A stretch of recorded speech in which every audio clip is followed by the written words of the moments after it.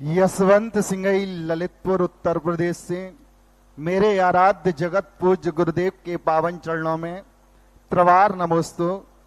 मुनि श्रेष्ठ, सामाजिक जीवन में अनेक बुद्धिजीवों द्वारा कहा जाता है कि जरूरी नहीं कि सभी लोग समझ पाएं। बुद्धिजीव लोग जो अपनी बात प्रस्तुत करते हैं उसके लिए जरूरी नहीं कि सभी लोग समझ पाएं, क्योंकि तराजू केवल वजन बताती है, क्वालिटी नहीं बताती। पूज्य श्री इस संबंध में मेरी जिज्ञासा का एक श्रावक अपने व्यक्तित्व में अपनी क्वालिटी का विकास कैसे करें, समाधान करने की कृपा करें। जो कुछ कहा जाता है वो सब कुछ समझ में आ जाए, ऐसा कभी हो ही नहीं सकता, क्योंकि सब कुछ समझ में आ नहीं सकता। यदि समझाने वाले के बराबर हमें सब कुछ समझ में आ जाए तो फिर समझने की जरूरत ही नहीं पड़ेगी। समोषण में केवली भगवान भी सभी को पूर्ण नहीं समझा पाते। समोषण में बैठे हुए लोग सब कुछ समझ में नहीं आते। समोषण में से आकर के भी लोग मिथ्या दृष्टि बन जाते। गुरुओं के उपदेश भी सबको समझ में, सब कुछ समझने की चेष्टा मत करो। बस मुझे कुछ समझना है, ये तुम्हारी ललक होना चाहिए। सब कुछ समझ में आ जाएगा ये भावना मत करो, लेकिन मुझे कुछ भी समझ में नहीं आएगा ऐसा हीन भाव भी मत करो। मेरा काम समझना है, कितना समझ में आएगा मतलब नहीं। मेरा काम कमाना है, कमाऊंगा, इतना ही कमाऊंगा, संकलेश हो जाएगा। मैं कमा रहा हूं, कमाऊंगा। मैं पढ़ रहा हूंगा, पढ़ूंगा। बार बार राघवगढ़ आने के लिए आप लोग भी जाते थे। महाराज विशद सागर जी महाराज के भी समाचार आते थे। तब मैं एक ही कह रहा हूं, मैं चल रहा हूं, पहुंच जाऊंगा ये गारंटी नहीं है। चल रहा हूं, रास्ते पे है, लक्ष्य है, लेकिन पहुंच जाऊंगा ये हम नहीं कह सकते।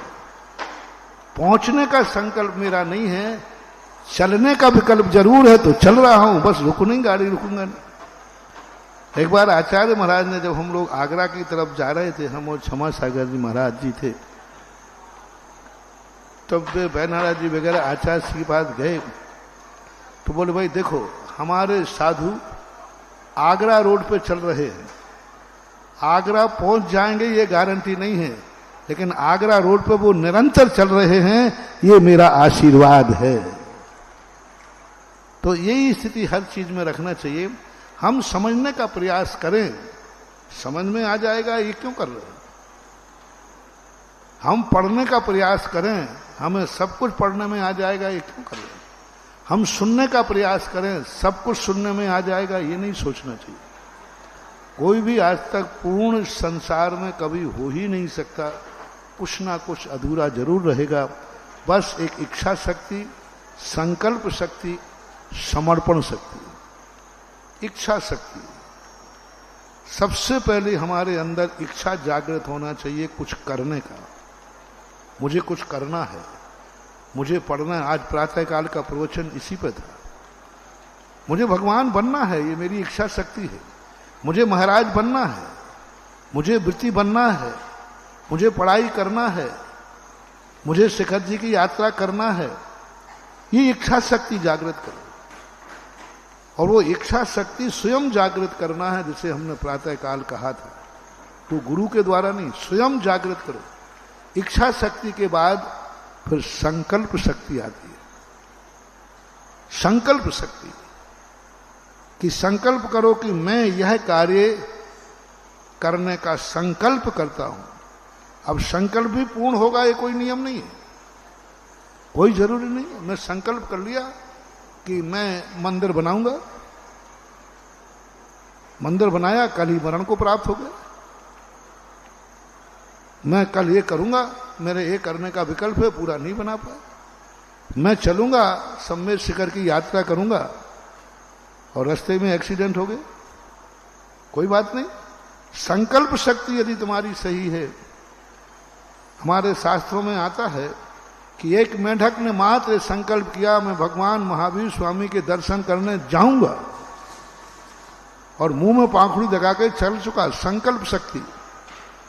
और लेकिन वो वहां तक पहुंच नहीं पाया, रास्ते में ही एक्सीडेंट हो गया, हाथी के पैर से कुचल गया, मर गया। लेकिन संकल्प शक्ति का परिणाम था कि बिना दर्शन किए हुए भी दर्शन का फल पा गया। इसलिए इच्छा शक्ति, संकल्प शक्ति और एक होना चाहिए अपने आप में, ऐसी दृढ़ता अपने आप में एक होना चाहिए कि मुझे ये कार्य करूंगा। इसे बोलते विल पावर, पावर थिंकिंग और एक पॉजिटिव थिंकिंग। पॉजिटिव थिंकिंग तो हम कर लेते हैं, पॉजिटिव थिंकिंग का अर्थ होता है इच्छा शक्ति, पॉजिटिव थिंकिंग का अर्थ है संकल्प शक्ति। तीसरी शक्ति जागती है पावर शक्ति। पावर शक्ति का अर्थ होता है उस कार्य को करने के लिए चल पड़ना।